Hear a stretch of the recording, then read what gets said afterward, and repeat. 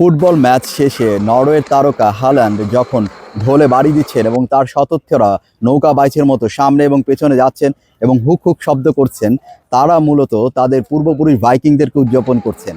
আর তখন চারদিকে ফুটে ওঠে সেই অবিশ্বাস্য ভাইকিংদের চিরচেনা ইতিহাস। আজকের এই ভাইকিংদের ইতিহাস উন্মোচন করার জন্য আমি এসেছি স্টকহোমে অবস্থিত দ্য ভাইকিং মিউজিয়ামে। এখানে আমরা ভাইকিংদের সেই পূর্বের ইতিহাস জানব, যা শুধু সিনেমা বা গল্পে নয়, বরং স্ক্যান্ডিনেভিয়ান কান্ট্রির নাগরিকদের জন্য একটি জাতীয় গর্ব। 793 খ্রিস্টাব্দ থেকে 1066 খ্রিস্টাব্দ পর্যন্ত ছিল ভাইকিং যুগ। এই যুগে ভাইকিংরা দাপিয়ে বেড়েছেন উত্তর মহাসাগর এবং ক্রিস্টোফার কলম্বাসের আমেরিকা আবিষ্কারেরও 500 বছর আগে ভাইকিং নেতা আমেরিকায় পা রেখেছিলেন। আসুন আজকে আমরা উন্মোচন করি ভাইকিংদের সেই দুরন্ত ইতিহাস। কিং মিউজিয়ামের প্রবেশ গেটে দাঁড়িয়ে আছি।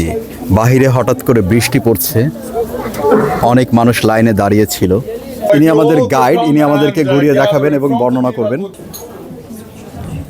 1000 বছর পূর্বে ভাইকিংদের ব্যবহারকৃত একটি জামার দেখুন ডিজাইনটা কত বেশি আধুনিক। Small Raven, what is that? The button here. Okay, this is Yes. for which purpose is he using? Like a bells. Like a bells, okay. Missions and things like that. So আমরা তাঁত শিল্প দেখছি before 1000 years. তো এখানে মিউজিয়ামের ভিতরে ইনি demonstration দিচ্ছেন এবং এখানে একটি জাতা কল, যেটা ঘুরিয়ে এভাবে করে ঘুরিয়ে গমকে গুঁড়ো করা হতো। স্ক্যান্ডিনেভিয়ার যেসব কৃষক গ্রীষ্মের শেষে সমুদ্র অভিযানে বের হতো, তাদেরকে মূলত বলা হতো ভাইকিং। এরা কেবল যোদ্ধাই ছিল না, ছিল তৎকালীন সময়ের একজন সেরা ইঞ্জিনিয়ার। এদের লংশিপ নৌকার তলা এত চ্যাপ্টা হতো যে উত্তাল মহাসাগর পাড়ি দিয়ে মাত্র 3 ফুট গভীর পানির নদীর ভেতরে তারা ঢুকে পড়তে পারত এবং আক্রমণ করত গ্রামের পর গ্রাম। যেহেতু সেখানে কৃষি আবাদ সময় ছিল খুব স্বল্প, তাই তাদের খাদ্য অভাব ছিল এবং যে বেঁচে থাকার এই লড়াইয়ে তারা এই সমুদ্র অভিযানে বের হতো।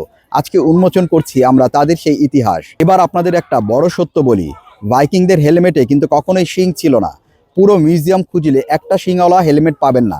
এটা ছিল 19 শতকের একটা থিয়েটার নাটক থেকে আসা কাল্পনিক রূপ, যা হলিউড আমাদের সত্য হিসাবে গিলিয়েছে। আবার সিনেমা এদেরকে নোংরা দেখালেও যে তারা আসলে নোংরা ছিল না। তারা প্রতি শনিবার গোসল করতেন এবং চিরুনি দিয়ে তাদের চুল পরিপাটি করতেন। এবং ভাইকিং সমাজের সেই সময় নারীরা কিন্তু অনেক স্বাধীন ছিলেন। তারা ডিভোর্স দিতে পারতেন, তারা নিজেরা জমির মালিক হতে পারতেন, তারা যুদ্ধে অংশগ্রহণ করতে পারতেন। প্রশ্ন হলো, রক্তপাতের ইতিহাস থাকা সত্ত্বেও আজকের শান্তিকামী সুইডেন বা নরওয়ের মানুষ কেন এদের নিয়ে গর্ব করে? স্ক্যান্ডিনেভিয়ানরা আজ তাদের সেই রক্তপাত নিয়ে গর্ব করে না, তারা গর্ব করে কঠিন বরফ আবৃত পরিবেশকে জয় করার সেই অদম্য সাহস ইতিহাস নিয়ে। হল্যান্ড যখন মাঠের সেই গর্জন করেন, তিনি মূলত সেই 1000 বছরের পুরনো আত্মবিশ্বাসকেই তুলে ধরেন। Is for drinking. Yeah, it's for drinking. And since you can't put it down without everything leaking out, you have to finish the entire drink.